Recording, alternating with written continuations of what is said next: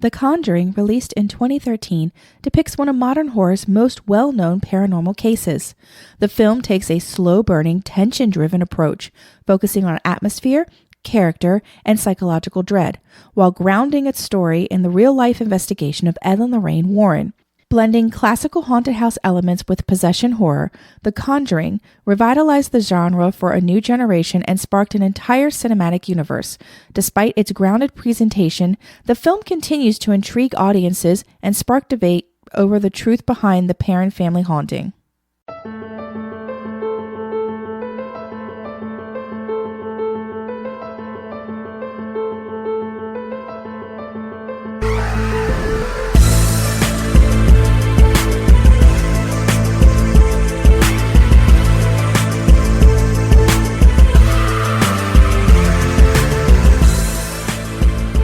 What's up, everybody, and welcome back to another episode of So You Like Horror?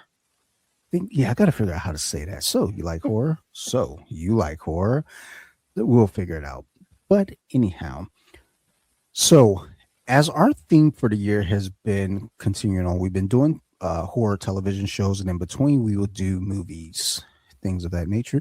Maybe I might even do a comic book this year. I've been reading a lot of horror comics, so maybe we'll do that. But we are now on the alternate, where we did a TV show last time. We did Midnight Mass, and now we're going to actually jump back to movies. And I want to revisit a franchise that we did way back on episode 6, actually, I believe, with my guest, who's also from that same episode 6. So we're going to be talking about The Conjuring, and just the first movie, before we talked about this, like the universe, the Conjuring universe. And I think at that time, as I was doing the research, to start going down this weird rabbit hole with the Warrens, and I was like, okay. So we're just going to talk about the first movie here. And joining me for that is going to be the first person, actually, who's been on all 3 of my podcasts. So I neat little fact there. Miss Jennifer Brooke. How you doing, Jen? Welcome back. Hi, thank you for having me back. Good to be here. Glad you are. And and Jen actually has done many episodes with Amy as well. So Jen is no stranger to this podcast. I'm not. So for this episode, again, like I said, we're going to talk about The Conjuring. I got notes, y'all. I always have notes, and I have an outline. I am a mature podcaster these days. So for this episode, as we talk about The Conjuring, we're going to discuss how The Conjuring kind of serves as a modern reset for the horror genre, and showing how James Wan, who directed it, he strips things back to atmosphere, tension, character-driven like fear, rather than relying on spectacle. Like a few episodes back, we talked about The Haunting from 1999. And this is actually kind of like almost to the opposite end of that spectrum, where The Haunting gave you a lot of just over the top special effects and craziness. And this relies a lot more on practical effects and things of that nature.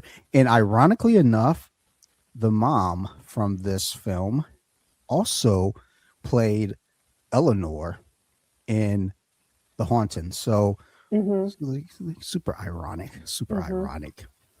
But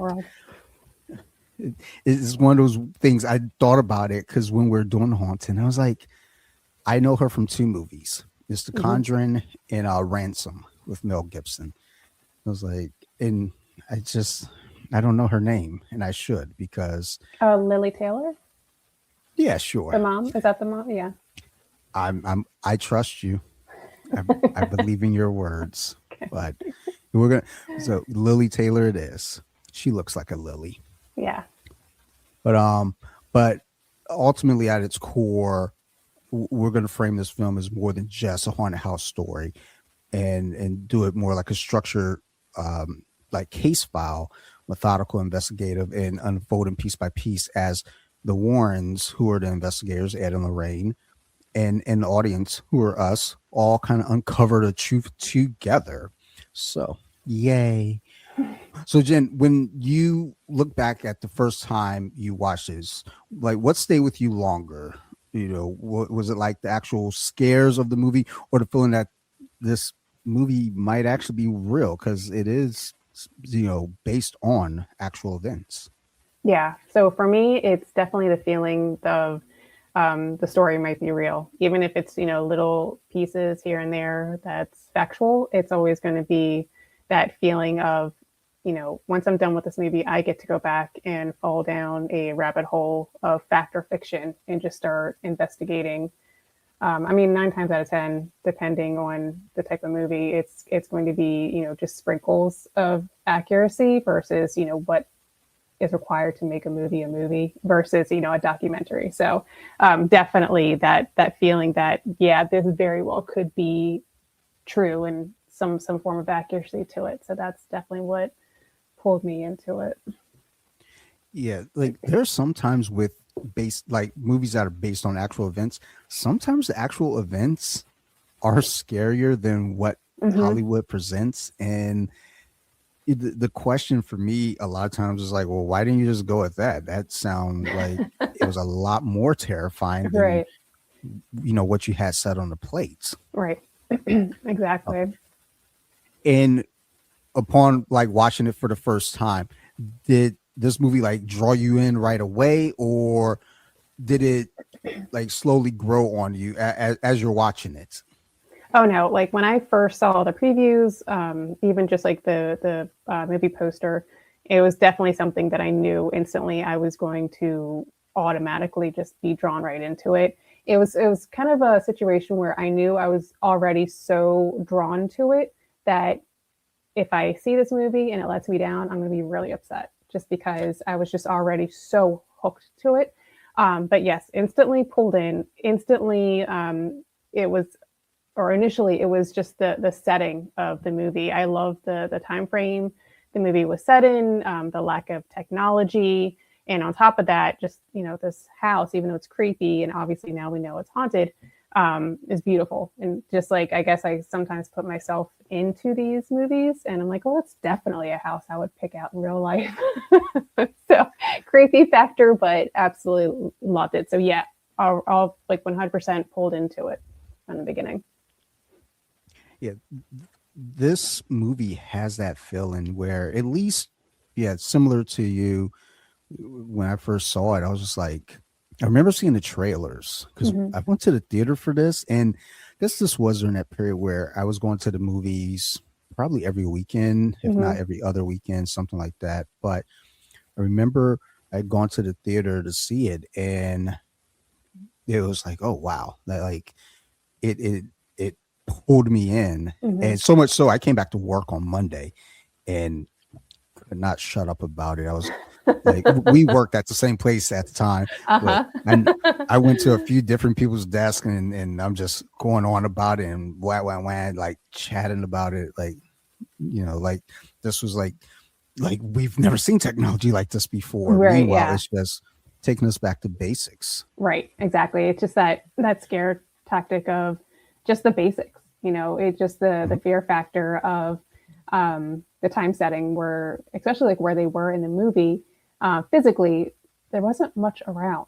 So it's like, Yeah, it's kind of like that fear factor of isolation, which I feel like this movie does a really good job at creating a realistic isolation factor. But even just with the home and where it is, and then, of course, if you're familiar with haunting tactics, it's if that big body of water it's right next to, of course, is going to stir everything up. So it's just a big equation of just yes all the way around.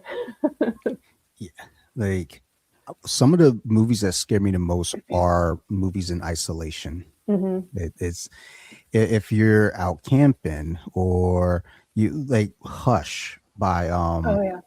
uh god damn it, Mike Flanagan. I was like, how do I not know his name? I watch all his movies and I can't remember now. But uh Hush by Mike Flanagan, I Mm-hmm. watch that all the time because his wife, who's the star in the movie, she's deaf and she lives in the woods. isolated. I'm like, first off, I'm just thinking like that just seems like poor planning, but whatever. I'll cover that when I do that movie. I got a lot to say about that as much as I love it. But this setting also gives you that weird like no one's coming to save you type feeling. So Yep, absolutely. so this film came out in 2013, and in 2013, by this point, the horror genre is coming off of a heavy wave of found footage films.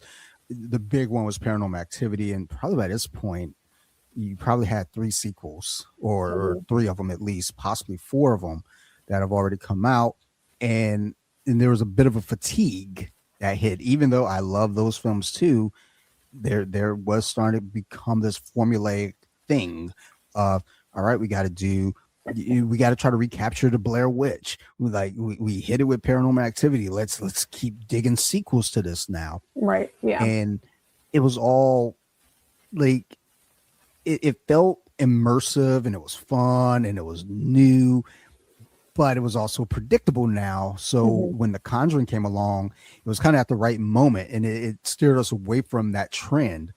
And like I mentioned before, we got like less special effects. We got controlled camera movements, we got practical effects, and we had tension that built through the atmosphere without gimmicks. And I don't know if they really used any CGI. I mean, I'm sure they had to use a little bit, but nothing that was crazy and over the top. But right.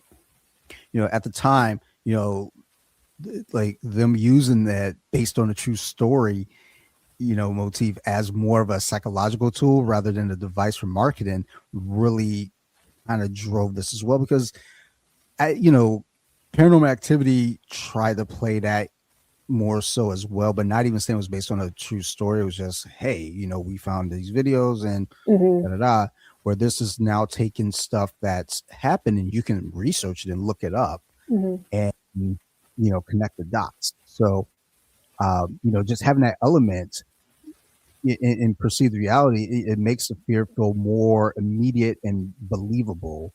So you definitely had that going for you. Like when you first saw this, do you remember where you were like mentally with horror? Like, did this feel different from everything else at the time, or how did you feel? Yeah. So, I mean, when it comes to The Conjuring, and I mean, specifically this one, because of course it's the very first one.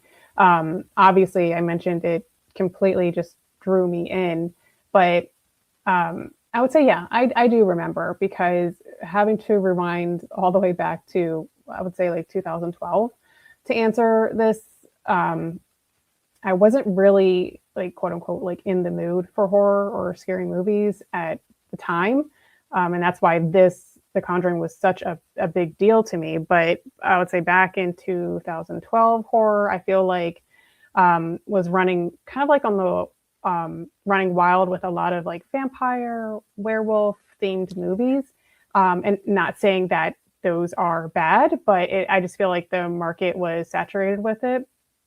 So also some sequels that didn't necessarily do justice at the time.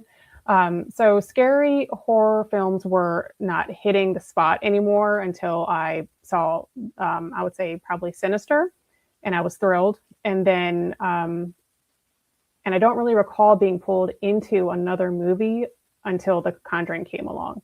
And yeah, so absolutely, I did feel like it was hitting a different nerve, and finally something that felt real in a sense. So historical, something personal that I felt like it could have been passed down through the years. So like how you were mentioning the moments of the cameras being set up and capturing like a ghost or whatever it may be. Like this is something that was set long before that type of technology was really available, just to go into a store and purchase or have.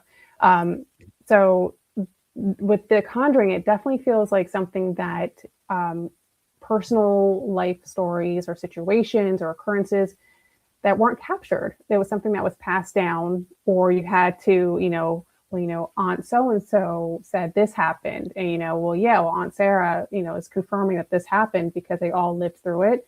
And I feel like that's what this movie really gives you, is just something that you're sitting down with a family member, and all of a sudden, these stories start to appear left and right of things that they have lived through, but it's not necessarily documented. And I feel like a lot of people can probably, at some point say like they've had a family conversation or something like that. So yeah, definitely different from anything during that time frame. And it had to be different because it spawned four sequels and other movies like Annabelle and countless others. So obviously this had to, be substantial at that point in time to break out into other areas. So but yeah. Yeah, it definitely struck a chord. I think around the time you mentioned Sinister, I think prior to that we had Insidious come out. I want to say 2011 as well. So I think that was 2011, 2012, and 2013. And it's funny because even Sinister kind of, or Insidious, I mean, felt a little different. And then Sinister as well. But it took The Conjuring, I feel like, to really get mainstream horror back on the plate. Because, otherwise, like you said, there was vampire. And the thing is with a lot of those films, and I enjoy, all the underworld films, all the different Dracula variations. They're all fun. But to some degree, it almost felt like it was stepping away from horror. It was like it had the horror elements for sure. But it didn't feel like, and I know horror's subjective, right? What might scare me won't scare you and vice versa. Right. But I think collectively we can all say, like, as we're watching, some of those films, it felt more like, okay, they're giving us action films, not scary films. And then when we get to Insidious, we get to Sinister and The Conjuring, now we're getting these films that are meant to kind of take us back to those roots. And I mean, The Conjuring specifically, because we're again talking about based on a true story, and the aesthetics look like I've watched this movie since you and I discussed doing this episode.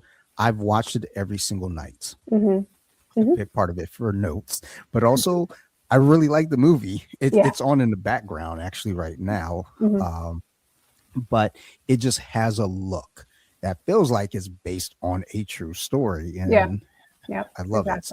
Yeah.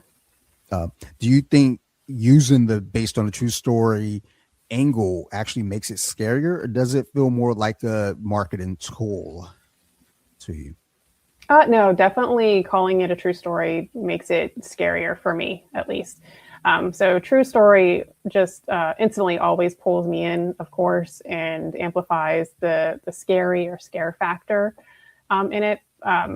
Watching and having the afterthought that someone experienced that sticks with you.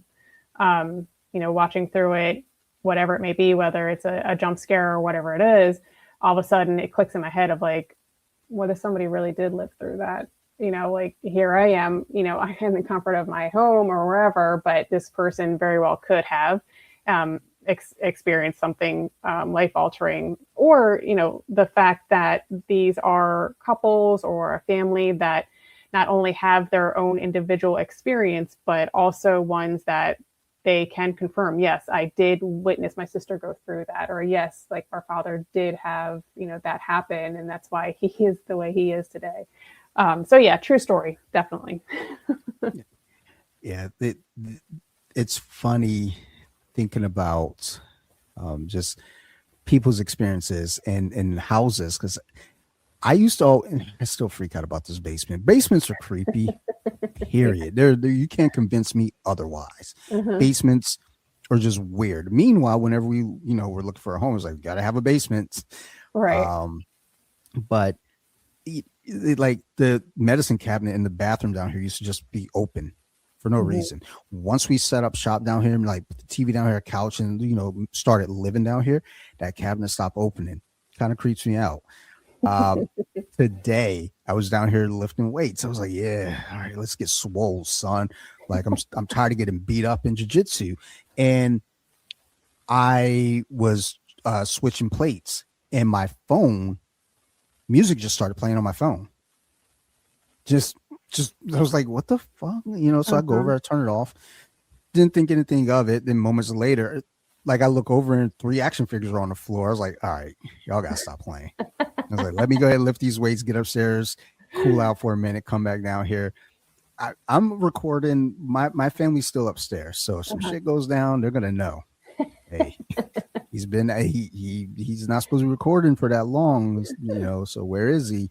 But there's always that ideal of, when they say it's based on a true story, especially a haunted house. It's like John Cusack said in the movie Room 1408, it's not that I don't believe in a ghost. It's just that I haven't seen one. And, you can kind of play it that how you want, but there are times where I'm like, I don't know if that's my neighbor next door, if that's my kid in the hallway. I'm not going to investigate because, like, I always tell people, no matter what, I assume I'm in a horror movie. I could be at the Annapolis Mall, broad daylight. We're in a horror movie. Something can happen. So when I'm at home and I hear noise, yeah, we're in a horror movie. We just gonna chill. Like, I'm not investigating. The door is locked, and Sophie, she knows now. She like I didn't prompt her to do it, but she knows I lock my door. So she's like, I'm gonna lock my door too. I'm like, yeah, please lock your door. We don't know what's out there. So with with talking about personal experiences, do you ever feel that like maybe some horror movies you prefer more or can relate to more because you've had a personal experience? So though I dog Paranormal Activity a little bit in the beginning, I can say that the setting for the second movie, when we moved into this house, it's not completely like the same layout because obviously that's a bigger house with a pool and everything. Mine is a townhouse. So, but it does have a similar layout in how the upstairs and the hallway and the rooms are set up. And when we first like signed on the house and everything, my family was still at the other place, and I would come over here after training every day and move some boxes and set up, and it'd always be like weird like sounds throughout the house, like just weird creaks. And I know next door there was no one on the end unit, and the other side they're at work. So this was during like middle of the day, 2:00, 1:00, stuff like that. These are like the closest feels I've ever had to anything like this.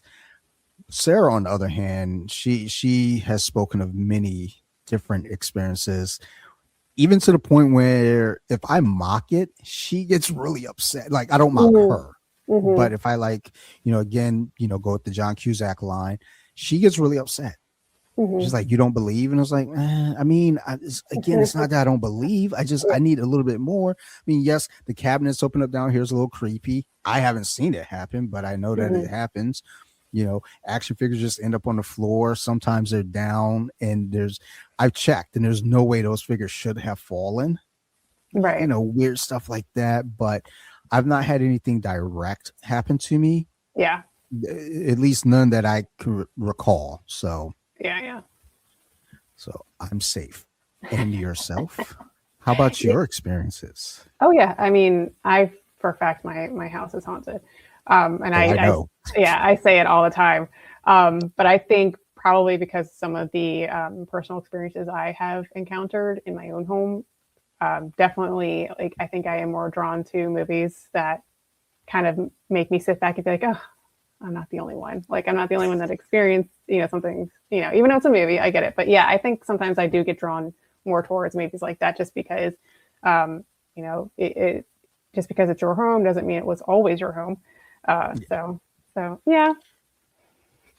I always mock places. My wife the job that she has, she works with families, caring for their babies, providing, sleep schedules and stuff. And she went on a trip with one of the families, and I came down to meet them.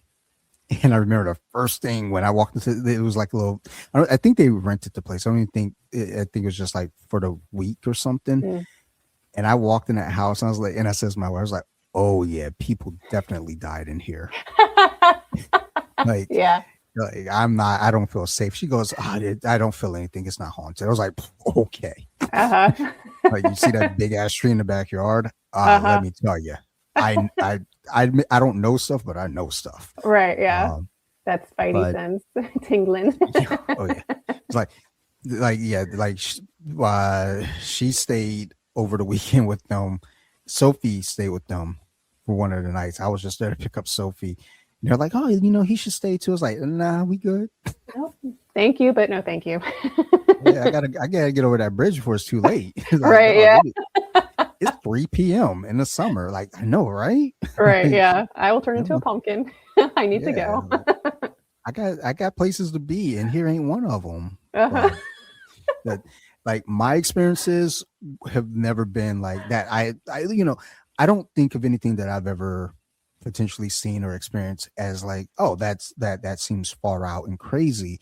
I Mhm. just look at it like, because I am always under this ideal of like optimism. So even if something weird goes on, it's like, it's science. Like, there's some rationale to that, right? Right, yeah. Like, I've got dark crystal figures above like my head here. It's like if Mhm. one falls down, it's like, well, I did just dust. So they're a little loose. That's all. If I see something fly across the room, it's like, oh, I mean, the AC's on now, right? Right, So right. it like any excuse. So I mean, it could be that I'm just in denial of things, perhaps, but I don't know. Yeah, fine. I mean, to each their own.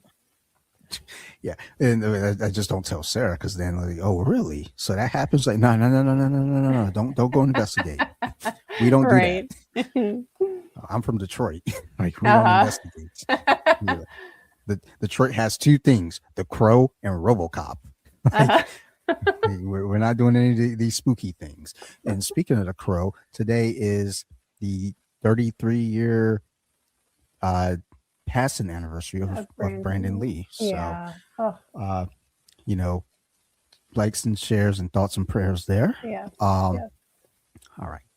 So as everyone who listens to this know, I don't really try to go down the movie like beat by beat. I'm just not good at that. But I do have act 1, 2, and 3 here written out in words, and I'm going to read those words, but I'm going to try to make it seem like I'm not even reading these words. So anyhow, we're going to go ahead and step into the introduction of the movie and how the film begins. Like, we get introduced to Ed and Lorraine Warren, who are paranormal investigators, and we meet them through a separate case involving the Annabelle doll. And this kind of establishes their credibility and the role in this, world that we're building here. So it actually, like, I was looking at the time and I was like, okay, this was like a 6-minute opening scene, and it kind of sets the table for who our protagonists will be for the movie.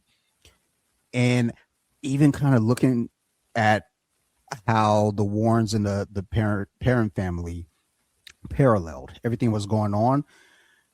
I was paying attention. I was like, oh, they didn't meet the Warrens until 45 minutes into this movie. Mm-hmm.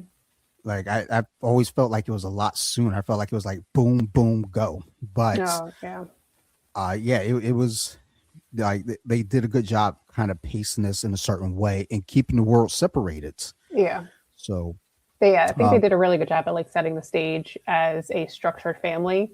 Just showing them that they really are just like the family next door. Mom, dad, the animal. So yeah, definitely a good job at setting the pace, as you would say.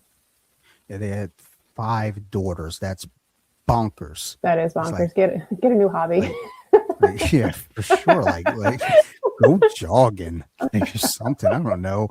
Like what are you doing? No, I know what you're doing. Cold shower. Yeah, exactly.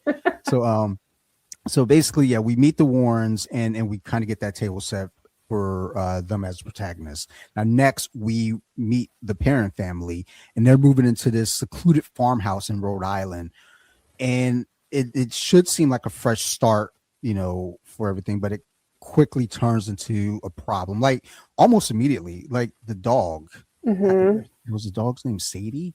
Yeah, it was something with an S. Sadie. Like, Sadie didn't want to go in the house, so you already got that feeling like, oh, Like if the dog's reacting, like come on now. Right. Like Yep. like maybe they should have brought the dog when they viewed the house. Maybe like that could have helped. Like that could have saved so many problems. Yep. But people don't be listening to animals. Mm-mm. But you started having these small unexplained disturbances take place throughout the house, like the clocks were stopping at the same time each night. Strange like odors were lingering throughout. Like at first it was like certain rooms, and it started to kind of move throughout. And then Carolyn, who was the mom, she was starting to have like physical marks appear on her body. So all this, it started to create this growing sense that something is off. I just heard a fucking action figure fall behind me. I'm not okay with this right now. I'm about to have my family come sit down here. I know it was Squirrel Girl because the tail, I heard it hit the table. This is not okay. But you want to turn around and see which one it was? I don't. Okay. No, I know it was Squirrel Girl because she was the one that kept falling, and she has this tail that's like solid, and I heard it hit the table. So I assume it's Squirrel Girl. I hope it's Squirrel Girl. I hope it's not something else because I don't have any other figures that are that heavy. No, I don't see anything. You're good. I don't want to investigate. like we don't do that. I'm from Detroit. But yeah, like all of this starts giving them kind of this sense that something is off. And as activity in the house starts to intensify, the family starts to realize that, something's going on. Like this ain't some basic bitch haunting. Like this is like this like something far more terrifying. The one specific instance comes when the mom is playing the clapping game with the kids. Yeah. And that was in the trailer. And I think that's what got me was like, oh, I got to know what's going on with that. Right. But, she plays the clapping game with the daughter. Then later on, a few nights later, she's investigating and, the pictures fall off the wall. And then she hears giggling in the basement. So she goes to investigate again. You have to assume that you're in a horror movie. If you hear giggling in your basement, never go check it out. Yeah. Not alone, at least. Right. She goes down there. The light bulb blows, and she strikes a match, and then the clap, and from that point, you jump to the scene in the bedroom with the girls. They've already had an incident already, so this is maybe the next night or several nights later. Now there's a physical form in their room. The witch, that was haunting the home, and Dad, he's a truck driver. He was coming home, and that's kind of where we get to this point where, okay, we know some shit's going down. Right. We gotta figure it out. So, do you think the slower build at the beginning is what makes the later scares hit harder? Or do you think, I guess, do you think it risks losing people early? Okay. Yeah, I get what you're saying. I would say the slower build at the beginning, absolutely. That slow build brings the audience in, and basically it almost like relaxes them because it's a warm, fuzzy, cute family. Again, like the family next door, only to instantly highlight the creepy factor. So, the house and the landscape instantly create this equation on what's to come. The audience can sit back and think, absolutely not. Heck no, I would never live in a place like that. But remember, their backs are their backs are against the wall. Like they're moving there to basically relocate. So relocating from there is kind of not an option. So again, it presents and brings in this element of being secluded and stuck with what's to come. But as you were mentioning, that slow build up, or in the beginning, kind of like that slow burn, I can see how, people would think like, okay, let's just get to it. But then again, you really want to build that sturdy foundation, that stage that's going to set the tone for what's to come. And who was it? Bathsheba. That's this individual that they don't know anything about. But of course, it's a matter of, she knows they're there. And it's a matter of kind of like, the clapping game, getting on that level of, drawing the mom in, because it's something that, this, invisible character can see and relate to the mom and draw her closer in. So yeah, I think that slow beginning is definitely a valuable asset. And I mean, I feel like if you're not already in the grasp of this movie just by, the previews, then it's probably not going to be up your alley of a movie to see. But I think, yeah, I'm definitely voting for the slow build in the beginning. Yeah, I always wonder about folks who complain about a movie. Mm-hmm. It's like, did you not like see trailers beforehand? Like, like I don't know. I'm a trailer guy, so yeah, for sure. I'm not gonna just go in. There are a few movies I'm gonna go in. I don't think I knew anything about Sinners when I went in, so that's one of the few ones, and I'm glad I didn't, because I didn't know what the hell I was watching. I was like, oh, this is a movie about the 1920s. Yeah. When did they get a vampire? Exactly. Like, but also, I think with like the slow beginning, I think what you mentioned before is that not until like 40 or some minutes into the movie, then all of a sudden we get this whole branch off of, just this family. We have, the Warrens that are brought into the element. So it kind of like builds off this tree that, of this family that's experiencing things. And then we have the Warrens over here. But, it also brings in this, the beginning of the movie it's not necessarily a group mentality yet. They're all having their own individual issues or concerns, with the smells or the clapping, or there's just something that like the mom is experiencing. Like she's sitting there questioning, well, maybe I did just bump into boxes or whatever, and that's why I have these bruises. So it's just one of those things where, something could be going on, but like I'm a mom of, 20 kids.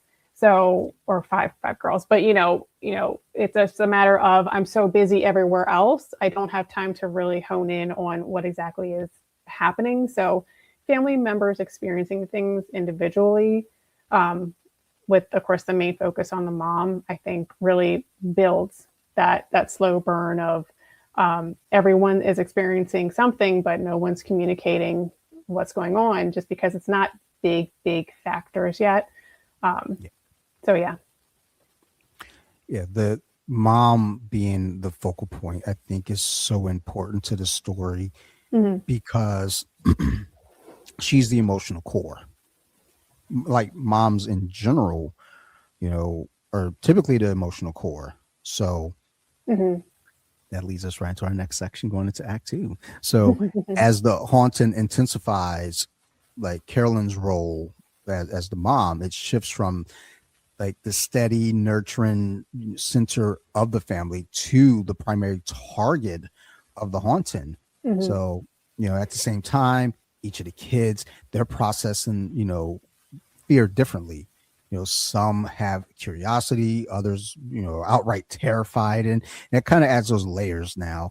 And, especially for the audience, it kind of shifts how we experience the threat, because we're seeing everyone kind of have different kind of takes on it, and all of it's, is scary. So, this shift in the perspective reinforces the family dynamic, though. It kind of grounds the supernatural events in an emotional reality. So ultimately, it's to strengthen the connection of the family unit that anchors the story, and that's what makes it more impactful, because there's something real and meaningful, like kind of at the core of it all.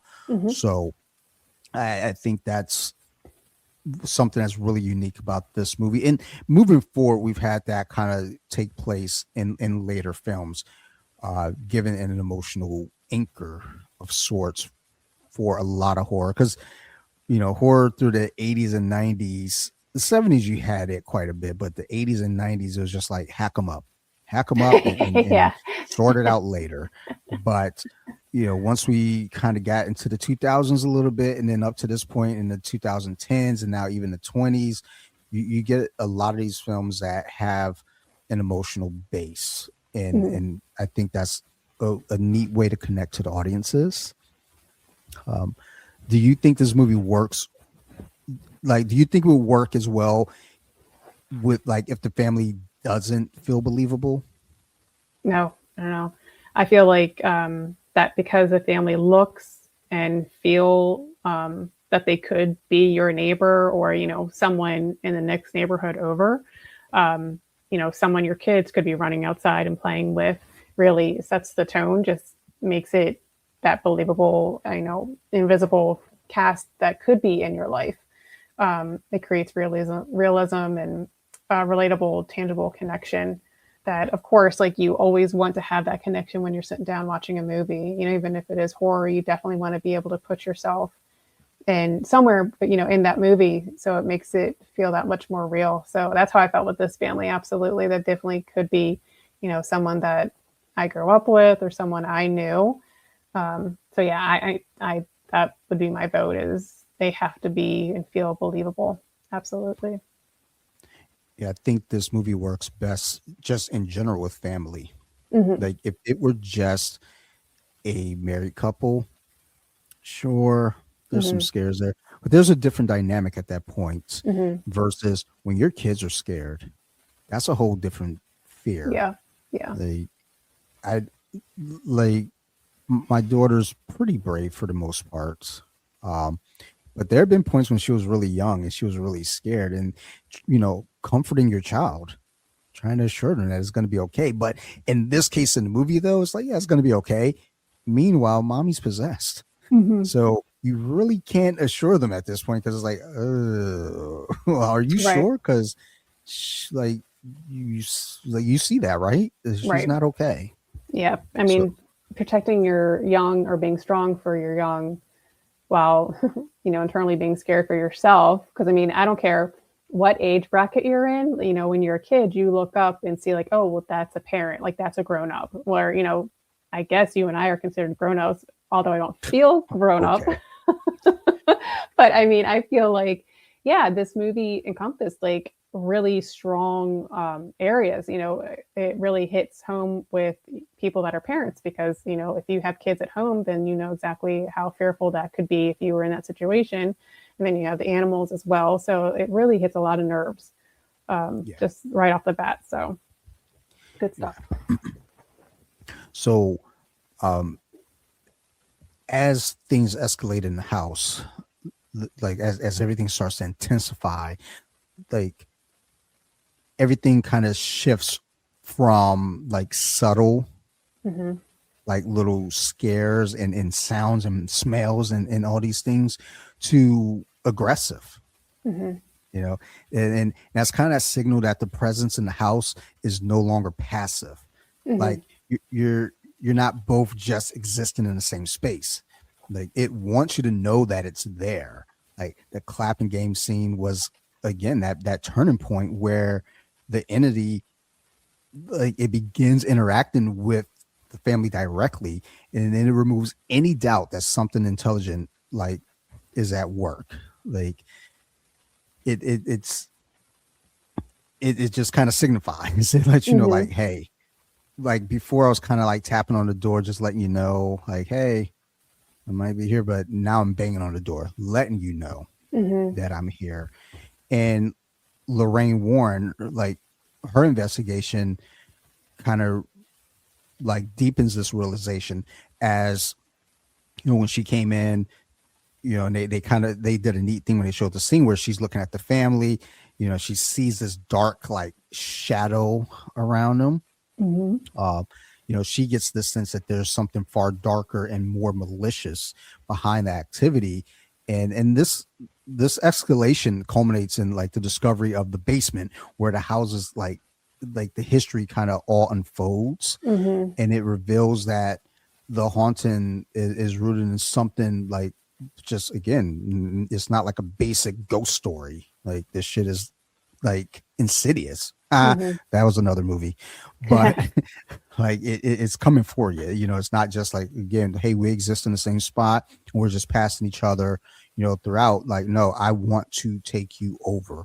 I want to like take over you and destroy your family type thing. And that shit's terrifying. Absolutely. Like when things start to happen in the house, like when activity started becoming more aggressive, did you feel like it was a natural escalation, or like did you feel like maybe it flipped the switch too quick? Because there was kind of this build up to meeting with the Warrens and everything, and like you had said, like, yeah, you see this cozy family and everything, but at any point did you feel like, you know, oh, that might have moved too quick, or, you know, did it feel natural? Yeah, I mean, to me, I feel like it was definitely more on the natural route of how things were occurring. So natural for sure. I wouldn't say it occurred too quickly. I feel that as I don't know, an outsider or, you know, the audience, the viewer, you are constantly being the rope in tug of war. So meaning pulled in one direction of the everyday normal activities while mom is, you know, secretly questioning herself. You know, like I mentioned earlier, how did I get these bruises? Like, did I really just bump into boxes or however? But has to then quickly go into mom mode. So she kind of has to like push, you know, out of sight, out of mind what she is going through just to, you know, make the day-to-day things occur. So, you know, she flips back into mom mode. So the audience is calm and collected, only to get pulled in the other direction when, you know, the clapping game starts to come into play, or lighting the matches doesn't cooperate. In a way, it's almost a sense of, you know, here we go, playtime is over, and you almost feel relieved when things start to appear for the entire family as like a group setting. But that's also when things start to get serious. So I do feel like things did progress in a natural way. I don't know how, I'm trying to think of how things would have, I guess, you know, happened too quickly, but I guess also in the same way that if you think things are occurring too quickly, I mean, I guess think of it like, not that I'm standing up for a ghost or anything, but, you know, if you are the one that's living in the house and you're haunting it, and all of a sudden you have all these people living in there, like how quickly is too quickly, you know, like she wants them out. So, but no, I would say occurred naturally. Yeah, I think the ideal of like, you know, that's that slow build, you know, a lot of times it's almost like a seduction, you know, it's like, you know, it's like we're trying to, like the house is trying to like warm you up. It's like, but again, like, you know, it's almost kind of like giving you a warning, like I'm trying to give you a chance. Yeah, like little teasers. Yeah.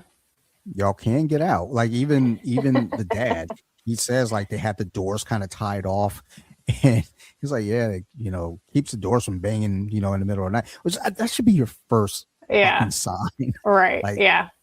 Well, no, your first sign is when Sadie didn't want to go in the house. It's like, huh, okay, hey, maybe we shouldn't go in. Then, well, if you got doors just opening and closing in the middle of the night, I just don't think I don't think the remedy is tie the doors closed. I think the remedy is, and I mean, you mentioned it though too. It's like they're kind of restarting, and you know, it's a big ass house. Like this is in the 70s, and you know, I know the houses were cheaper then than they are now, but so were the wages. So it's like, it's not like you just say, hey, well, we just bought this house in Rhode Island for 72,000. Fuck this. Let's like pack up and leave. Like you can't just turn around like that. Like, right. Exactly. For sure. So, you know, they are kind of in a corner where it's like, well, even if we hear these sounds, we kind of got to live with it. And I don't, you know, there's no mention of other family, because my first thought is like, let me call grandma. Like, can we hang out for a couple of days? And I'm upfront my grandma about a lot, you know, like a lot. So it's like, hey, so there's some weird noises at the house, and I'm not really like, I'm not feeling it. Can we crash here, you know, for like 3 days until we figure out what we're gonna do next? Right. And in those 3 days, I'm gonna end up like kind of, you know, talking them into like, hey, so it's haunted. We can't go back. You want to get your stuff? Like, no, it can have it. Right. But then like also it comes down to, you know, you and I we have homes, we know what goes into purchasing or selling and everything else. And all of a sudden you're like, now I got to deal with a haunting. Like, I'm never going to sell this thing. Are you kidding me? It's like, I can't afford to go anywhere else. But yeah, calling in backup for sure. I've always had that thought of like, who could I call if, and sit there and legitimately say like, my house is haunted. I don't feel safe here. Like, I feel like there would be probably 3 people that would take me seriously. Which is sad, but well, I mean, on the one note of it, it's like, even though, like I said, it's like, look, I haven't seen evidence like outright. It's still like something you hear somebody else saying, it's like, okay, like you believe it, then if it's real for you, then it's real. Because I think about it, I was like, man, if I called anybody, I was like, hey, I think my house is haunted. There's not a whole lot of folks that are like, oh man, like, here, we got you. Most was like, are you serious? Like, yeah, don't bring that shit over here. Yeah, they're like, yeah, well, you can't stay here. It's like, dang, it's like that. Yeah, it actually is like that. Right, exactly.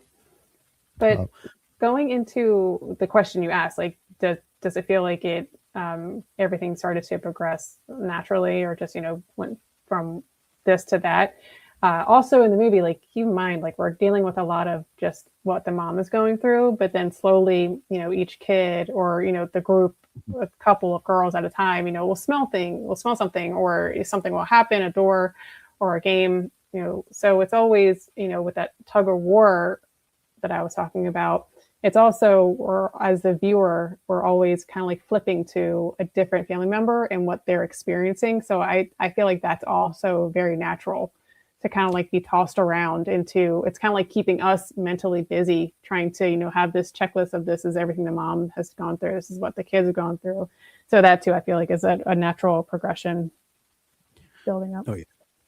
I 10,000% agree. In fact, like I said, if this weren't a family film, I think those would have been points where it would have been rushed, whereas like you have the family to kind of play off of and slow that story down a little bit. So shout out to them having 5 kids. That's crazy.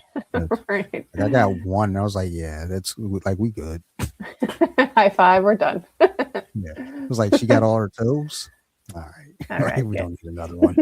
Let's not risk it, because that next one might only have like 8, right, or might have extra. Right. So you never know. All right. So as we kind of move into the next act of it all, like I said, about 45 minutes into the movie, we get the Warrens, and this part, like Act 2, kind of highlights what makes the Conjuring like structurally distinct within the horror genre. Like you have the Warrens kind of come in functioning, like I mentioned before, as protagonists, as the heroes, rather than victims. Like they come in, they're not scared.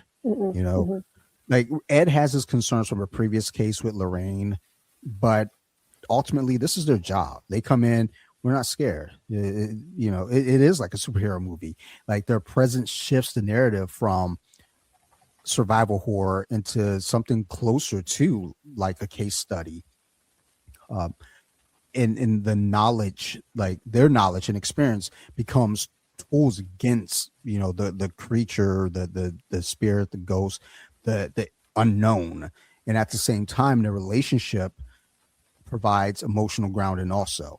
I think that was really important in the beginning, kind of building that and showing their relationship. So I really love how they had the 2 different worlds going on as you get to learn the Warren story and see how emotionally connected they are, and that adds warmth and humanity, and that's kind of a contrast to the darkness of the haunting. So this dynamic kind of creates a compelling tension between competence and helplessness, where the Warrens are more prepared than most would be. They're still they're confronting forces that challenge even their understanding, but all of this keeps the stakes high. So once the Warrens officially take over the case, the investigation shifts into more of a structured and urgent phase. They began gathering evidence through recordings, photographs. They're doing historical research. They're uncovering a pattern behind the haunting rather than random disturbances. And this process leads to the revelation of Bathsheba. That's why I had you on here, girl. I knew you was going to know that name. The witch. But Bathsheba Sherman as the central entity tied to the house's history. So as the truth comes into focus, things escalate significantly. It's like once she gets figured out, she's like, all right, we got to move along. I gotta get this possession rocking and rolling. So like she's no longer acting broadly. Like now she's straight up targeting the mom directly, and this kind of signals a transition from haunting to full on possession.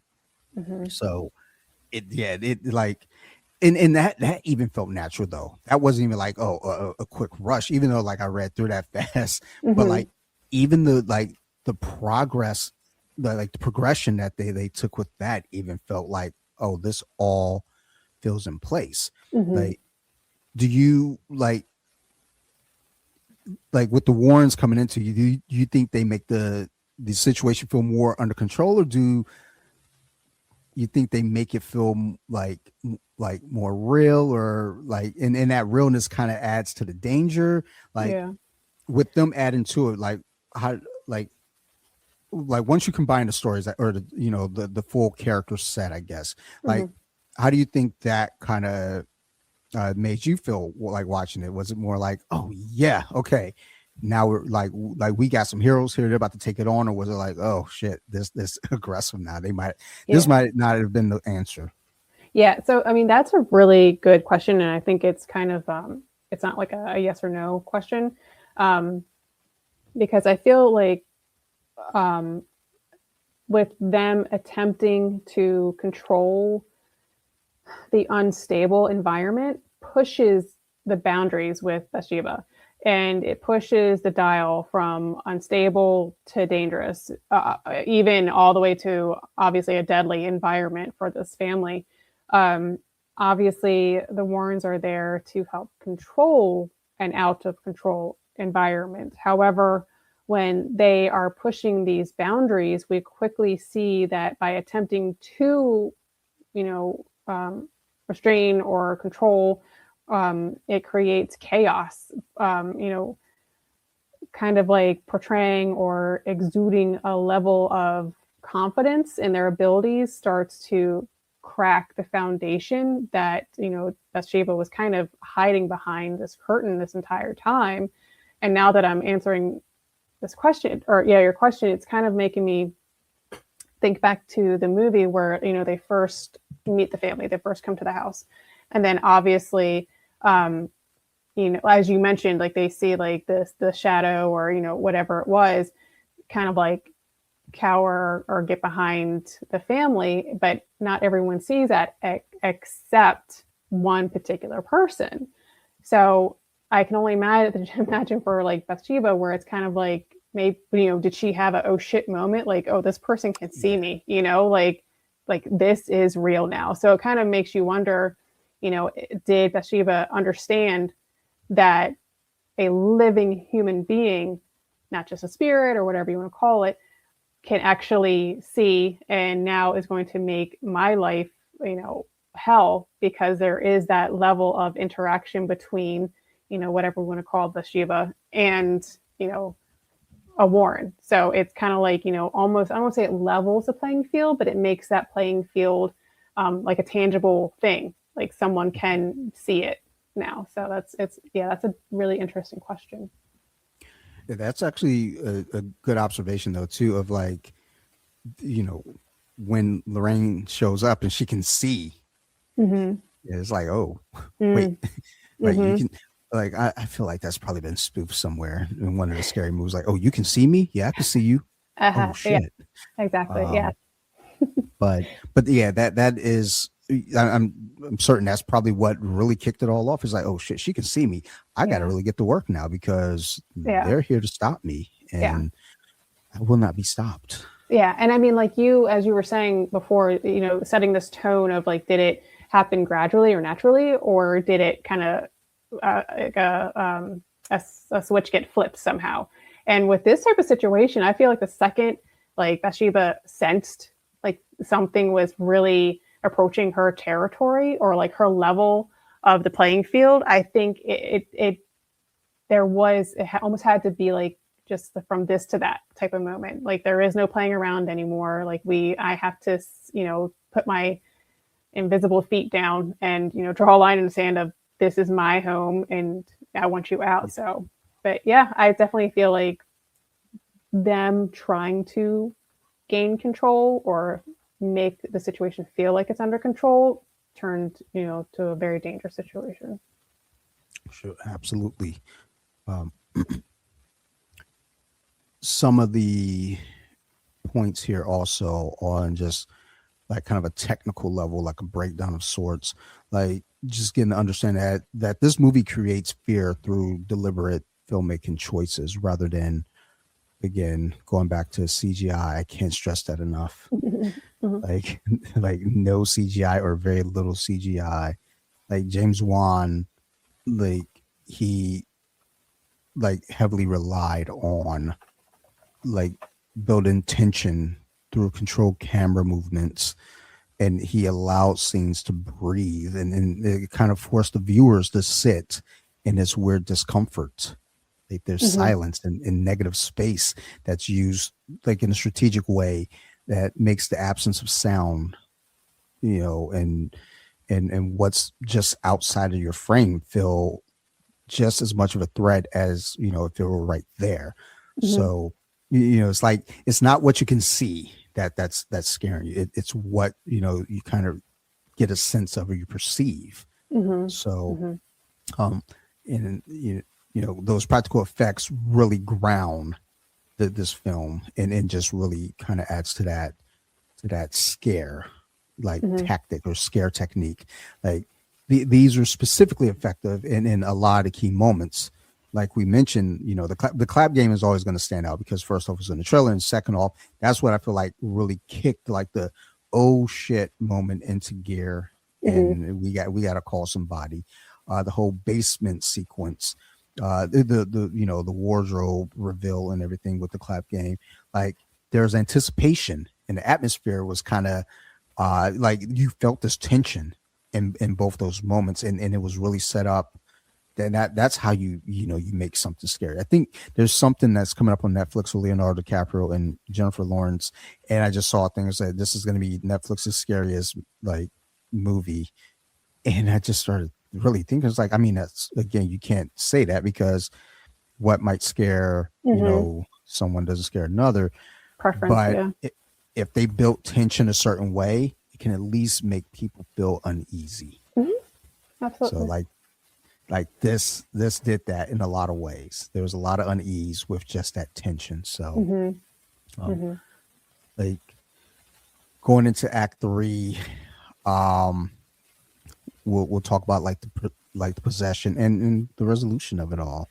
So as the haunting gets to a point of almost no return, Carolyn becomes fully possessed, and this forces the Warrens into an exorcism that's not sanctioned. And I'm always weird about that whenever I see these movies and then like someone's performing an exorcism. It's like, I just feel like you got to get some permission. Like I feel like you got to talk to somebody else.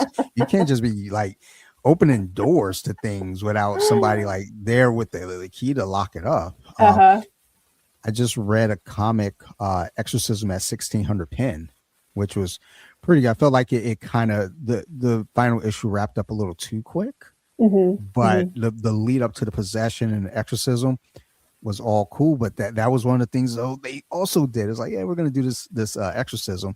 And, they sent someone to do it. And it was like, okay, it just felt like y'all missed some steps. And here for sure, like felt the same. It was like, yeah, we're going to go ahead and do this exorcism. I was like, are you sure you should be doing that? Like, right. Like, and I get it, it's for the movie effect for sure. Right. But, yeah, I understand. But yeah, they have to go ahead and perform this exorcism to try to save Carolyn.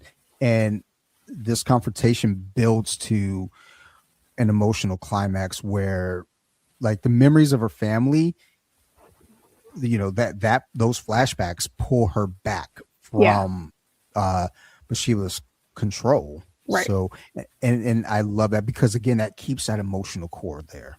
Right. Like, Right. at the end of the day, love wins, and the love for her family and her kids, that's what did it. So in the end, the spirit's expelled and the family survives, bringing, this hardened resolution, to this ordeal. So, act 3, and I know that that was definitely the most bullshit like run through of an act. It's like, yeah. So she got possessed, and they did an exorcism. Like, at the end.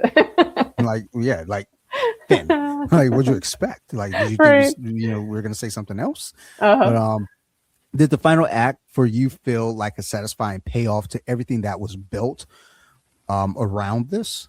Mm-hmm. I don't know. This is kind of difficult for me, because I feel like the entire movie, you're always being pulled in different directions, whether you're with, the different individual family members, or you're with the Warrens, and like what, because it does show like them going back home, and, how they live their life too. So, fast forward, they find a little, their little room behind the wardrobe, and finds, the carousel part, that, the mirror and all that. So all these little extra added pieces really add up. And then all of a sudden, I just feel like, boom, you're in the basement.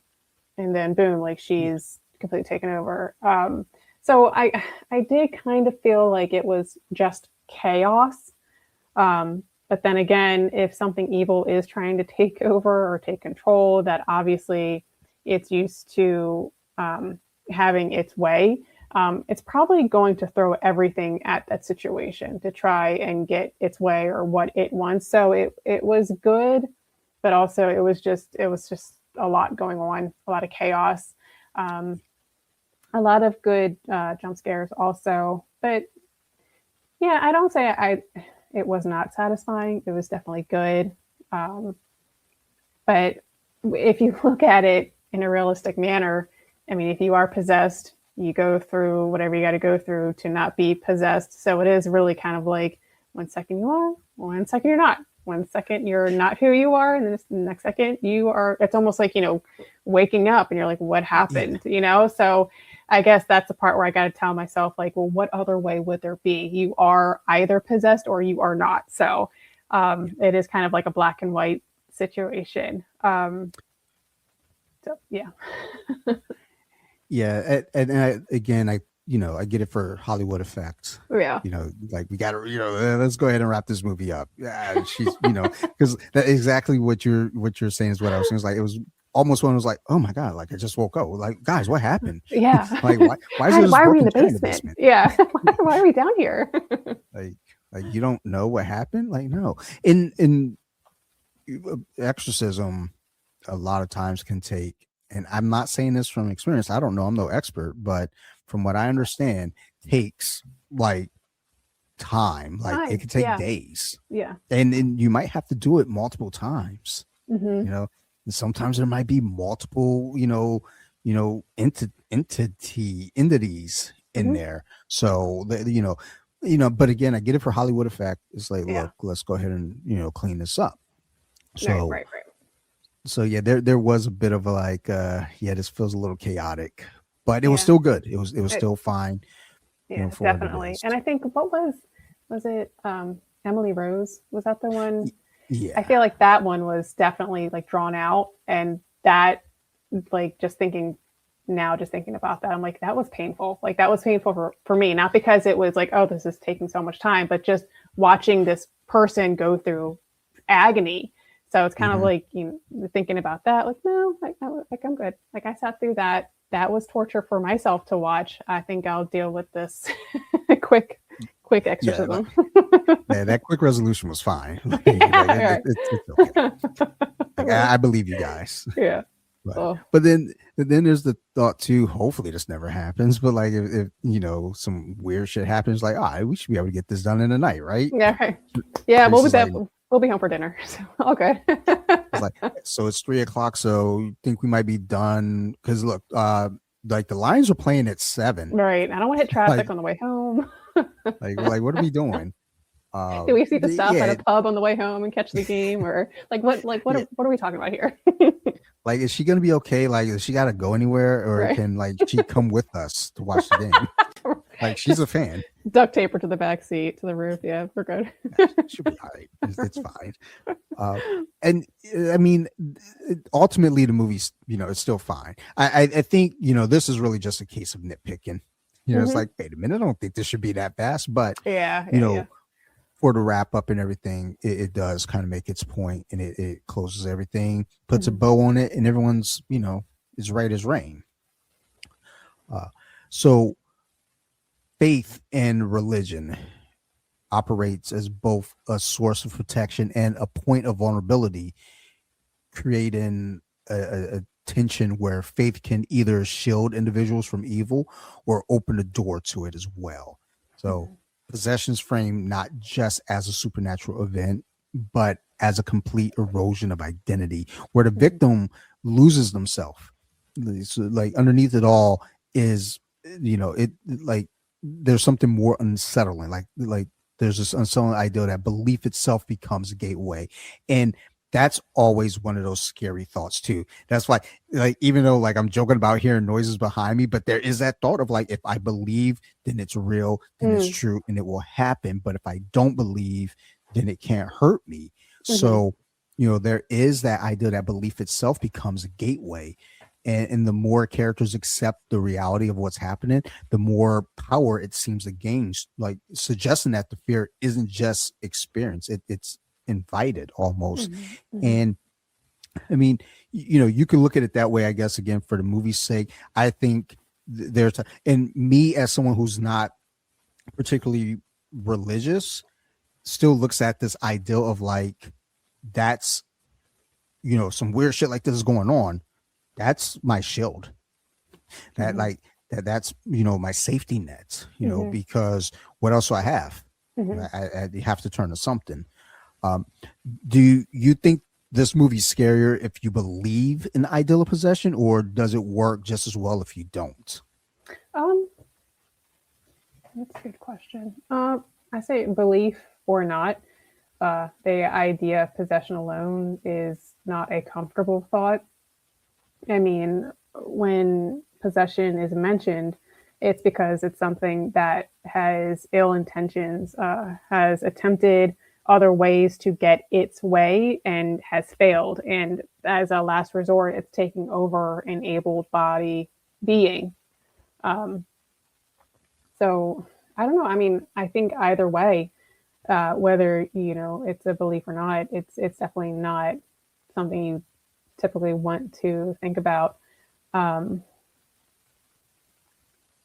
maybe I think so. It's because I mean, I am I do have my faith, so I am the belief of something like this that very well could happen. So it is scary for me. So it's something that I do steer away from, and any possible way I could. But for individuals that don't think that is possible, or may not have the faith in thinking that this is something that's real, I think just the idea of being incapable of controlling your own body, your own thoughts, is definitely a very, very big fear factor. So whether you do or don't, I think it's scary. Yeah, I'm pretty sure we've seen instances in movies where the individual who was possessed believed, and we've seen individuals who didn't believe. Right. So it's almost kind of like, no matter what, it's there. So you don't have to believe it. Like, that's not going to stop them. They're like, oh, even better. Right. Like, exactly. I like that you don't believe, like, because now that's an open door for me to just walk in. So yeah, that it's, and this kind of thought goes back to The Exorcist. Mm-hmm. You know, and ideal of playing with the Ouija board and leaving the door open, and just gateways and stuff like Mm-hmm. that. And that too was based on a true story. That, Right. you know, actually, the individual that it was based on lived here in Maryland. I want to say he lived up near Silver Spring. I think they died in 2018, I believe. Yeah. Yeah.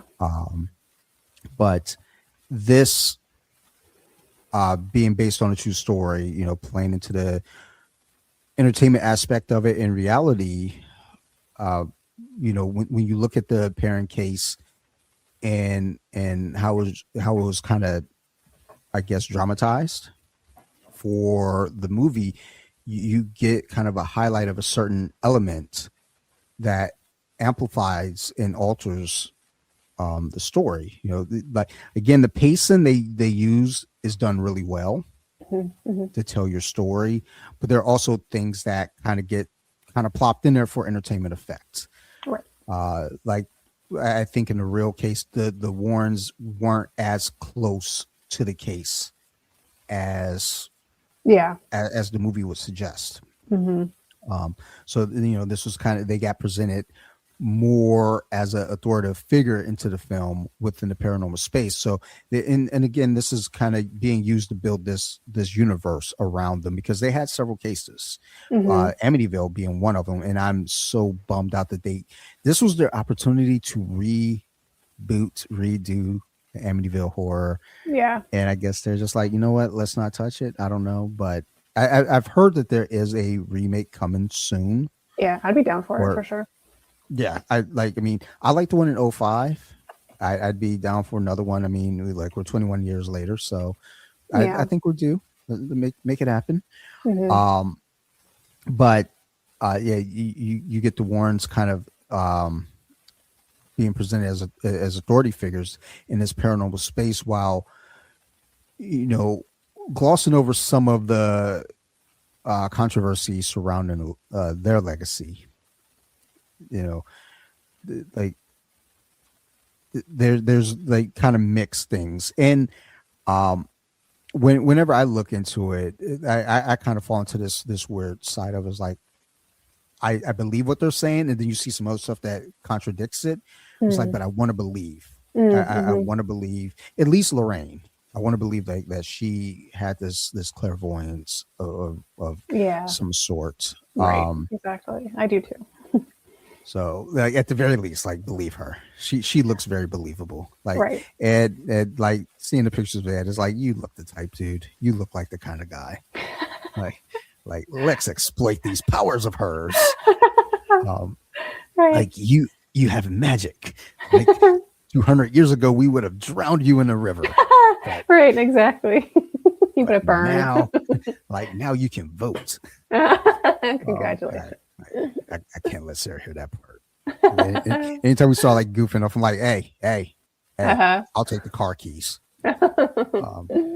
Do you think, like, a horror movie like that's based on a true story, does it need to be accurate to the real case, or is it like is it okay to take liberties to kind of build the story?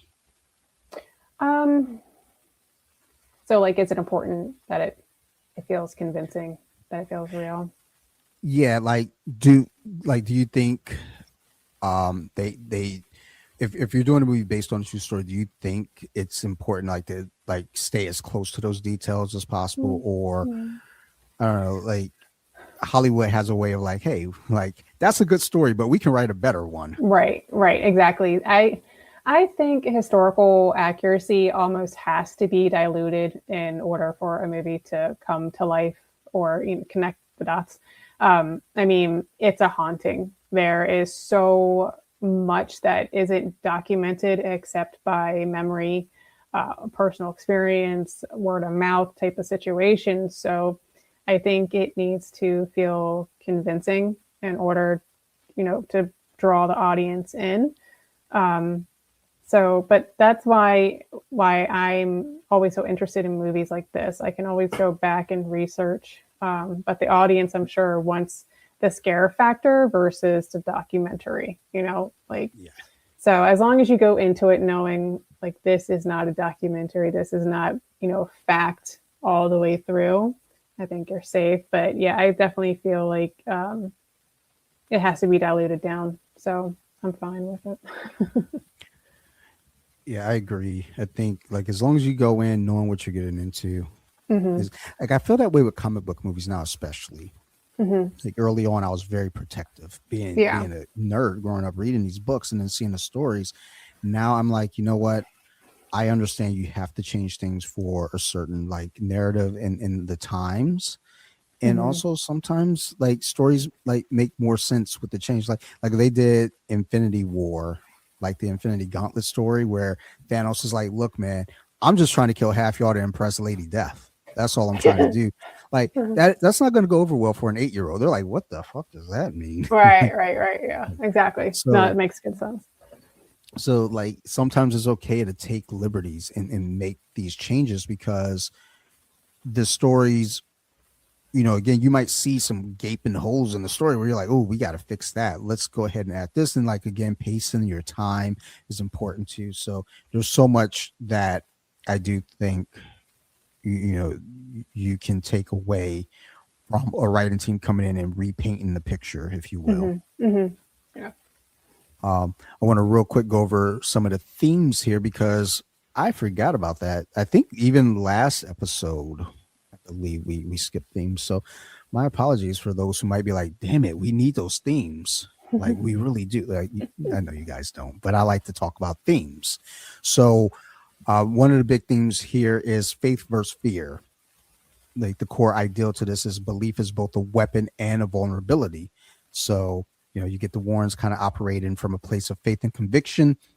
You get the parent family, their experiences become based more on fear because they don't understand what's happening.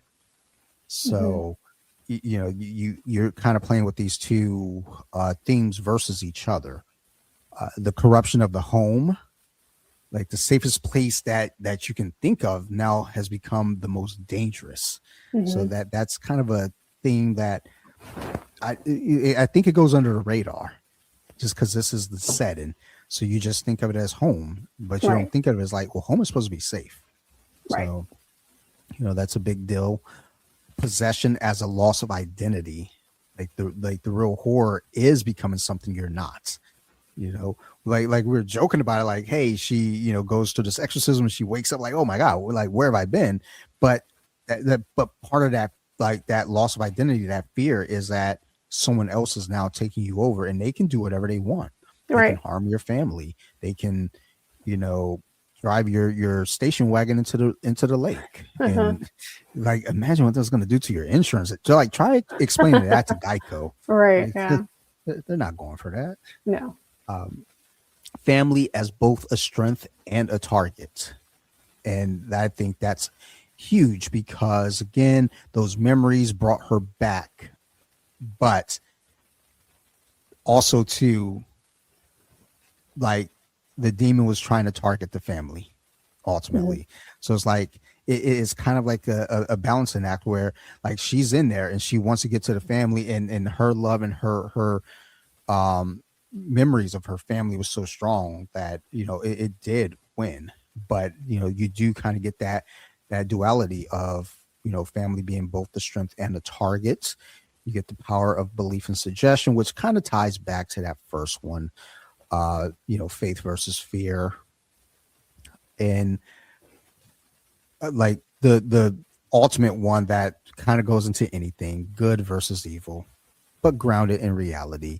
You have your classic moral battle, but it's kind of stripped of all the fantasy, the dragons and the orcs and dwarves and shit like that. There's no elaborate mythology to it. Like, evil is simple and is direct. There's nothing fancy. The Warrens represent structured belief. Bathsheba, she represents chaos and malice. So it is a classic good versus evil type deal. So yeah, ultimately, there's a gnat, like, it's been flying in front of my face like this whole entire basement, and it wants to be in my face. Like, ultimately, the Conjuring, like as a film, when we think about legacy and what it's done, like again, this feels like it reset horror, mainstream horror, and not just that, it spun off a universe. I mean, we got what, 3 sequels after this first one, plus we got Annabelle, we got The Nun, The Curse of the La Llorona isn't technically one of the cases, but it was in the story universe. Amityville technically is part of it, but it's not part of this movie universe in that way, but it is one of the cases. So, it didn't just succeed as a standalone film. It laid a foundation for a shared horror universe. And again, it gives us multiple spinoffs. And I believe they're doing another one this year. I thought I had heard about it, but then I just saw it again. So I was like, oh, okay. So they're doing more. Interesting.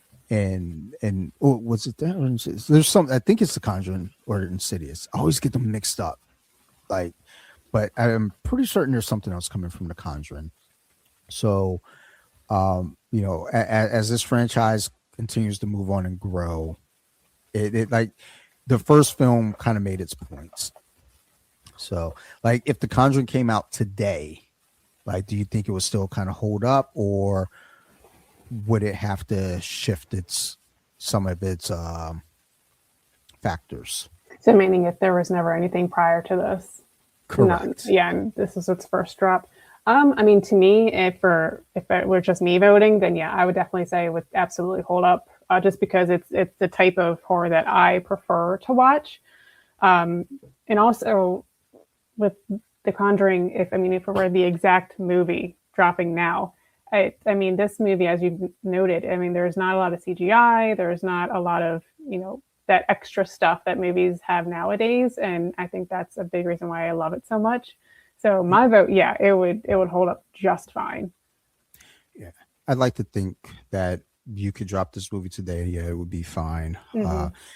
I know there for a while was a push to like really like I feel like it was the elevated horror before elevated horror hit with the emotional consequences and everything, the emotional stakes. So I agree. I think if you drop this movie today as the first movie this year, I think it holds up. I think we're eating good with horror these days, but and I think part of the reason is The Conjuring. The Conjuring, well, James Wan, period. Because again, going back to Insidious, going back to Sinister, Conjuring, it all kind of set the stage for what we have nowadays with horror. So, just kind of closing thoughts on The Conjuring. Like it works because it understands the simplest of things for a horror movie. Like, fear isn't just what you see, it's what you accept as possible. So they tap right into that. So they win. I dig it. I think it always wins. And if anybody tries to tell me it's not a good movie, first, you can see me behind a bowling alley on Monday nights at 6:30. Come sign the waiver and we can do this, son. Or Saturday morning. If you got any striking experience, though, please don't apply, because I'm not very good at striking.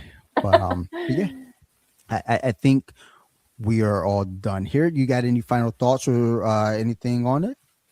No, it's just, thank you for having me on. Great movie. I feel like I could keep talking about it, but definitely just, to me, it definitely is in my top 10 movies that, something that I can sit down and watch, or something that can just be on in the background, and still it's going to stop me from what I'm doing just to, come in and watch it from time to time. So great stuff. Yeah, absolutely. It's whenever people ask for horror movie recommendations, I have questions for them before they can ask me questions. All right. I have questions for them, but if they're just like, just give me something, The Conjuring tends to be, within that list of movies I try to suggest to people, because I do think it has a good base for horror, but also too, it tells you 2 different stories and then collides those 2 stories at the 45-minute mark. And and then you're like, oh, we're on a whole different adventure, from two perspectives here. So it's fantastic, and Absolutely. I recommend. Yeah. So, as always, to you guys, the listeners, well, first let me say, Jen, thank you for doing this. This goes back because we talked about the Conjuring in episode 6, and I was like, I'm actually going back to some of those old episodes in the beginning, and I'm trying to like retouch them now. I was like, I think it's a great I didn't idea. know what I was doing. Like, it was just like, hey, you want to talk about some movies? Yeah. And then we started talking. I was like, okay, that was good. And people seem to enjoy it. I mean, we're still here 114 episodes in, but yeah. Like kind of revisiting some things and really now like kind of fine tuning it, I think is important. So thank you for coming on and doing this, and like really, really giving me some things to think about too with like some of the points that you made. So thank you. Yeah, no, thank you. I mean, it's, of course, I do recall doing that episodes all that time ago, but I think now being able to like just drill into one specific movie is definitely a lot of fun. So definitely give us the time and the energy to just, concentrate on one release. So it's been a good time. I appreciate it. Absolutely. Like, yeah, I think that was my mistake in the beginning. I was like, let's focus on a thing, and now it's like, let's just focus on like not like a group of things, but like an individual thing. It's just easier to isolate your info. So Exactly. we got it. But as always, to you guys, the listeners, thank you. We appreciate you all. If you have any questions, concerns, criticisms, suggestions for movies, themes for 27, I'm not sure what I'm doing for 2027 yet. I mean, we're like only a few months into 26, but I tend to try to have something ironed out by like June. So I might do Final Girls. I'm thinking about a Final Girl theme next year. I was going to do based on a true story, but I have 3 movies this year that are based on a true story. And it's like, well, we can't revisit this and Emily Rose, and then I can't remember what the other one is. It was like, so we'll figure it out. But if y'all have any suggestions, shoot them my way. If you want to be a guest, let me know. Come through. Let's talk. Let's do it. I mean, if you've heard enough of the episodes, you know how it goes. So come through. We'll make it happen. But if you do have any of those things, shoot me a message at So You Like Horror on Instagram. So You Like Horror, all the words separated by underscores. You can email me, but I'm going to be honest. I've been seeing some emails come through that makes me feel like whoever sent these emails, y'all are using AI. And I'm not, look, I use AI for my notes, and then I like go through and make sure they're right and fine tune them. But like there are people like using AI to write emails to me and say, hey, when you're talking about this thing, it's like, I know you're lying because I didn't even mention that in the episode. I just put that in the show description. Like, come on, dude, try a little bit. Because it, like, I always have to warn people when they come on the show, I cuss a lot. And if you're not prepared for that, it's going to be a shock when I call someone a cunt. Like, you're going to be like, oh my God, like, what is wrong? So if you want to be a guest, make sure you listen to the pod. Shoot me a message, a genuine message, not AI generated, and we'll talk. I would love to have you on. I love like chatting with people about horror movies. I love just chatting about the genre period. So, come through. I want to give a shout out to Nerd Rage Radio, Bobby, Chris, Joe, Farrell, Marilyn, Phil, Ricky, Tiki, all those guys. Thank you. If it weren't for Nerd Rage, I wouldn't be doing a podcast. So thanks, guys. Always shout them out on Off the Mat. So got to start doing it over here too. And then last but not least, again, shout out and thank you to my good friend Jennifer Brooke. Thank you for doing this. And like we'll do another one. We were supposed to do one, but apparently I assigned that to someone else. So all good. I didn't know until they mentioned it to me. I was like, oh shit, I just told Jen that one. Like, whoops. Like literally like the day before. And I told her, I was like, yeah, so we're gonna do that one. I was like, fuck. So but thank you. We'll definitely do this again. And yeah. Otherwise, y'all know what it is, fans. We love you all. You guys keep listening. And we're gonna definitely keep making these shows. Thank you, everybody, and goodbye. I think that's good for now. The end.